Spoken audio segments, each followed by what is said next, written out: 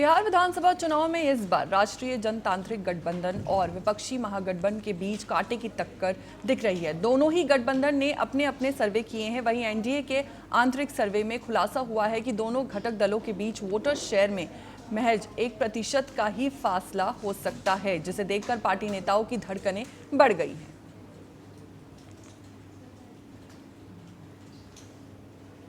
बिहार चुनाव से पहले एनडीए ने सर्वे कराया है। इसी खबर पर हमारे साथ फोन लाइन पर जुड़ चुकी हैं संवाददाता अपराजिता, आपसे जानना चाहेंगे क्या इस सर्वे के नतीजों से एनडीए के अंदर कोई रणनीतिक बदलाव की चर्चा शुरू हुई है? देखिए, जिस तरीके की बातें निकलकर सामने आ रही है उससे एक बात तो क्लियर है कि एनडीए के अंदर जितनी भी चीजें अभी चल रही हैं वो पेच फंसी हुई नजर आ रही हैं। लेकिन ओवरऑल अगर हम आपको बता दें तो अभी एनडीए के अंदर का मामला पूरी तरीके से सामने तभी आ पाएगा जब तक इसकी औपचारिक रूप से घोषणा नहीं कर दी जाएगी। अगर आप देखिए तो कल से लेकर 13 तारीख का दिन सुनिश्चित किया गया था, लेकिन बावजूद इसके 13 तारीख के प्रेस कॉन्फ्रेंस चल जाती है और आज की बातें की गई कि घोषणा की जाएगी। लेकिन अभी भी आप देखिए कि घोषणा का अभी तक दूर दूर तक कुछ भी कहना नहीं आ रहा है सामने से। तो इससे ये कहना कहीं से भी गलत नहीं होगा कि एनडीए में पेच फंसा हुआ है और औपचारिक रूप से घोषणा तभी होगी जब ये देखने वाली बात होगी कि अभी इसका क्या निकलकर सामने आएगा, क्योंकि एनडीए के अंदर जिस तरीके से खींचातानी बनी हुई है और लगातार हर एक पार्टी का पेच फंस रहा है, इससे ये बात क्लियर है कि आपस में इनकी समझौते नहीं हो पा रही हैं। चाहे चुनाव की बात करें, चाहे आप इधर जीतन राम मांझी की बात करें, उपेंद्र कुशवाहा, जीतन राम मांझी और उपेंद्र कुशवाहा एक तरीके से 6-6 सीट लेकर के शांत जरूर हो गए, लेकिन यहाँ का जो माहौल है अभी उससे एक बात तो क्लियर है कि अगर अभी सीटों में हेरफेर अगर होता है तो अगल बगल से भी यानी कि जो घटक दल वाली पार्टियां हैं वो भी पेच फिर से फंसाएंगी। तो ये देखना बेहद दिलचस्प होगा कि 17 तारीख से पहले का इनका जो नामांकन का जो तारीख है वो 17 तारीख से पहले घोषणा हो पाती है या फिर डेट आगे बढ़ाया जाता है। बहुत सी बातें निकलकर सामने आ रही है फौजिया जी। अपराजिता, जैसा कि आम वोटरों का उनकी बात करें अगर, तो उनका रुझान अभी किस मुद्दे पर सबसे ज्यादा प्रभावित होता दिखाई दे रहा है? जी अपराजिता। फौजिया, अगर बात करें यहाँ की तो बिहार में सबसे ज्यादा मुद्दे उठे थे रोजगार के, पलायन के और भ्रष्टाचार के, और शराबबंदी के भी मुद्दे उठे। लेकिन शराबबंदी को चलिए एक पल के लिए थोड़ा साइड कर दीजिए, लेकिन रोजगार, पलायन और भ्रष्टाचार का मुद्दा यहाँ पर सबसे ज्यादा हावी है। आपने देखा होगा कि रोजगार का मुद्दा इसलिए भी हावी हुआ क्योंकि इन 5 सालों में 2020 से 2025 की अगर बात करें तो इन बीच में कई ऐसे मुद्दे निकलकर सामने आए कि बिहारियों को रोजगार के लिए पलायन जब करना पड़ता है तो दूसरे राज्यों में उनके साथ भेदभाव होता है, उनका तिरस्कार किया जाता है, उनको गाली दी जाती है, जिससे बिहारी के साथ साथ जितने बिहार वासी हैं वो उग्र होते हुए नजर आए। और कई जगह पे आंदोलन भी हुए इस चीज़ों को लेकर के, कई मुद्दे ऐसे निकल कर आए, तमिलनाडु का मुद्दा निकल कर आया। और सबसे बड़ी बात है, गाली अपनी जगह है, दूसरी बात यह है कि भत्ते की अगर आप बात करें तो जो प्रवासी दूसरे राज्य में कमाने के लिए जाते हैं उनके साथ क्या हो रहा है, जिस काम के लिए वहाँ के लोगों को 1500 रुपये मुआवजा दिया जाता है, काम दिया जाता है, पैसा दिया जाता है, वहीं पे बिहारी अगर जाते हैं तो उनको 400-500, मतलब भेदभाव का भी आप अंतर देखिए, जमीन आसमान का होता है। तो ऐसे में वो चाहते हैं कि उनको रोजगार उनके राज्य में मिले ताकि वो गर्व से कहे कि हम बिहारी हैं और बिहार में रहकर काम कर रहे हैं। तो ये रोजगार और पलायन का मुद्दा बहुत ज्यादा हावी नजर आया और इस बार चुनाव के बीच में सारे नेता इस मुद्दे को उठाते हुए नजर आए। तभी आपने देखा कि अभी सत्ता पक्ष में मौजूद नीतीश कुमार जो हैं ऐलान करते हैं कि 5 सालों के अंदर 1 करोड़ से ज्यादा लोगों को रोजगार दिया जाएगा, लेकिन विपक्ष इसको अपना ट्रम्प कार्ड बता रहा है। वो लगातार यही कहते हुए नजर आ रहा है, कितने साल से क्या नीतीश कुमार सोए हुए थे। लेकिन अगर वहीं आप दूसरी बात करें तो भ्रष्टाचार का मुद्दा क्यों उठ रहा है सबसे ज्यादा, क्योंकि जो भी योजनाएं केंद्र की तरफ से दी जाती हैं, राज्य की तरफ से दी जाती हैं, वहां पर क्या हो रहा है कि बिहार में जो बीच के लोग हैं यानी कि अफसरशाही बहुत ज्यादा हो रहा है, तो वो लोगों को उसका फायदा नहीं मिल रहा। वो कोई भी काम सरकारी तौर पर करवाने जाते हैं तो उसका नतीजा ये निकलकर सामने आता है कि उनसे पैसे मांगे जाते हैं। तो भ्रष्टाचार भी लोगों को बहुत ज्यादा आक्रोशित करते हुए नजर आ रहा है। और इसी बीच में एक अगर कहेंगे तो ये कहना कहीं से भी गलत नहीं होगा कि लालू प्रसाद यादव पर भी जो केस हुए थे IRCTC मामले में, उसको लेकर के जो भ्रष्टाचार के, इसी खबर पर हमारे साथ जुड़ चुके हैं सर्वे एक्सपर्ट अमित पांडे जी। अमित जी, आपसे ये जानना चाहेंगे कि जिस तरीके से बिहार विधानसभा चुनाव बस अब कुछ ही दिन की दूरी पर है और एक एक मुद्दे जो है निकल कर आ रहे हैं, तो आपसे जानना चाहेंगे कि आम वोटरों का क्या मुद्दा सबसे ज्यादा, क्योंकि आपने सर्वे करवाया, तो आम वोटरों का क्या किस तरफ रुझान दिखता हुआ नजर आ रहा है, एनडीए की तरफ, महागठबंधन की तरफ? और दूसरी बात, अगर हम नाराज, जैसा कि नीतीश कुमार की भी नाराजगी दिख रही है और लोजपा में भी बदलाव हो सकते हैं, तो इस पर क्या सर्वे आपका कहता है?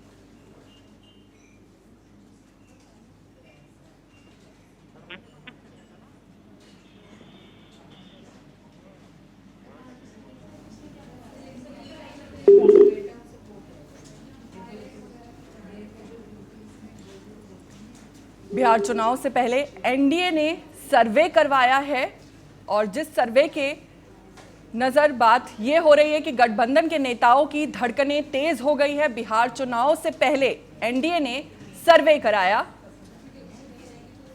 जिस पर अब गठबंधन के नेताओं की धड़कनें बढ़ गई है।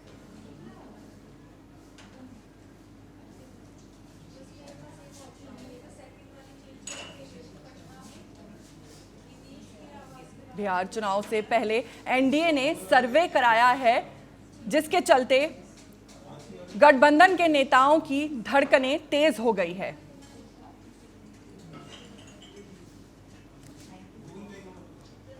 बिहार चुनाव से पहले एनडीए के नेताओं के बीच धड़कनें बन गई है, बढ़ चुकी हैं। बिहार चुनाव से पहले एनडीए ने सर्वे करवाया है।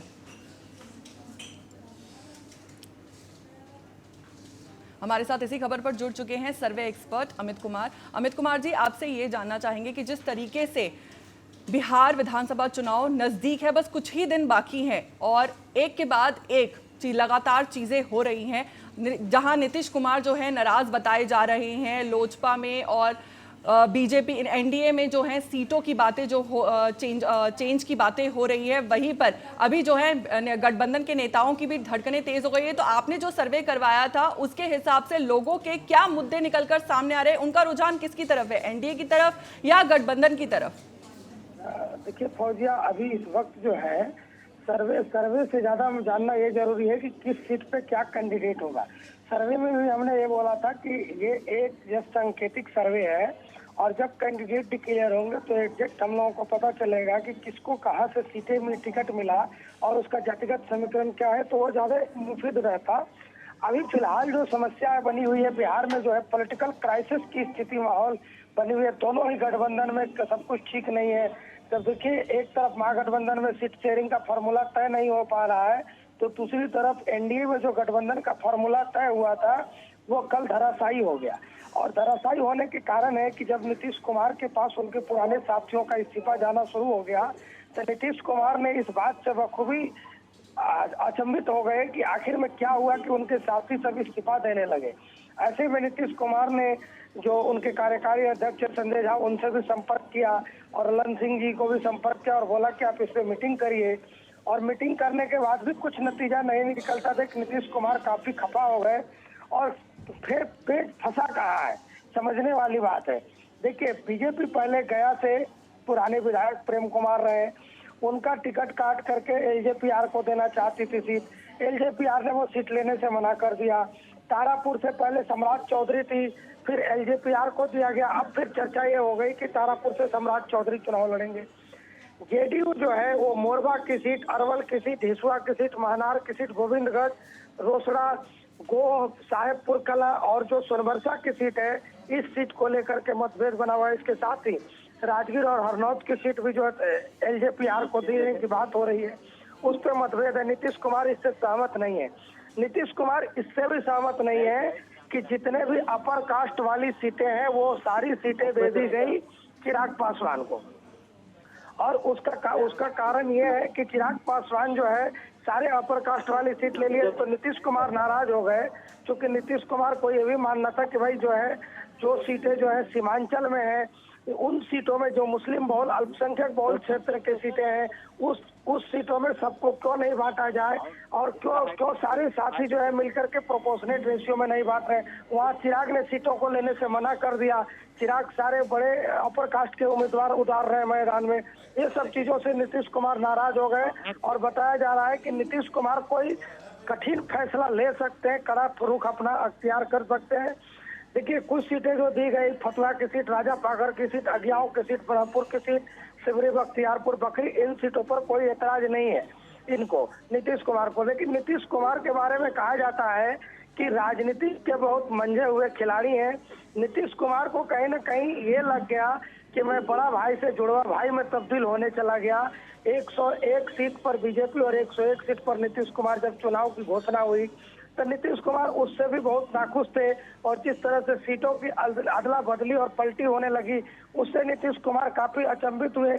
और नीतीश कुमार इन सब चीजों को देखते हुए अब कठिन फैसला लेने की स्थिति में भी जा रहे हैं। और माना तो ये भी जा रहा है कि खबर ये भी है कि नीतीश कुमार ने कई अपने विश्वसनीय पुराने नेताओं के साथ मीटिंग भी करी है और उनके साथ ये सिंबल भी साझा कर दिया है कि जाइए आप नॉमिनेशन भरिए, हम हैं ना आपके साथ। तो नीतीश कुमार के बारे में सिर्फ दो ही आदमी जानता है कि उनके मन में क्या है, एक भगवान और दूसरा नीतीश कुमार।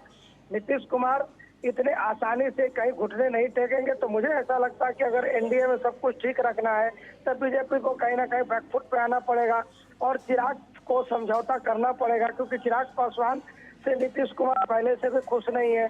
लेकिन गठबंधन की मजबूरियां हैं जिसके कारण वो चिराग पासवान से समझौतावादी हुए सीटों को लेकर के। अब भी उनका यह मानना है कि चिराग पासवान को इतनी अधिक सीटें क्यों दी गई और चिराग पासवान को हमारी सीटें क्यों दी गई बिना हमसे पूछे हुए। ये तमाम बातें वो है जो नीतीश कुमार लेकर के अभी खफा है। और उसका कहा यह भी जा रहा है कि नीतीश कुमार किसी भी समय बड़ा फैसला लेने के लिए तैयार रहने के लिए अपने लोगों को बोल रहे हैं। और एक खबर ये भी है कि नीतीश कुमार कह रहे हैं कि अगर बीजेपी नहीं मानती है तो मैं 243 सीटों पर ही चुनाव लड़ लूंगा। तो ये तमाम बातें, ये तमाम जानकारियां वो हैं जिन पे किसी प्रकार की अभी पुष्टि नहीं है, ये तो सूत्रों के हवाले से जानकारी है। लेकिन कुल मिलाकर के ये देखा जाए तो फिलहाल एनडीए के गठबंधन में भूचाल आया हुआ है और महागठबंधन में तो अभी सीटों का बंटवारा ही नहीं हो पाया, वहाँ भी विवाद फंसा हुआ है। जिस तरह से कल राहुल गांधी और तेजस्वी की मीटिंग नहीं हो पाई और तेजस्वी जी और मुकेश सहनी वापस शाम की फ्लाइट से आए, तो ये बड़ा सोचने वाली बात है। पहुंच गया जी अमित जी, आप हमारे साथ बने रहिए। इसी खबर पर हमारे साथ संवाददाता चंदन भी हैं। चंदन, आपसे ये जानना चाहूंगी कि क्या इस सर्वे से एनडीए के नेताओं के बीच चिंता या रणनीतिक बदलाव नजर आ रहा है?